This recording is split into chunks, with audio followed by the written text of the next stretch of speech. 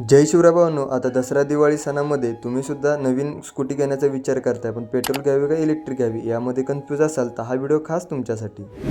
आता इलेक्ट्रिक गाडीमध्ये स्टँडर्ड बॅटरीला साधारण 50,000 किलोमीटरची वॉरंटी येते, तर आपण त्यानुसार कॅल्क्युलेशन करू. पेट्रोल गाडीमध्ये ऑन एन एव्हरेज तुम्हाला ₹2 पर किलोमीटर खर्च करावा लागतो. 50,000 किलोमीटर फिरण्यासाठी तुम्हाला 1,111 लिटर पेट्रोल लागणार आहे. आत्ताच्या चालू रेटनुसार 104ने जर मल्टिप्लाय केलं तर 1,15,000 रुपये फक्त पेट्रोलचा खर्च येईल.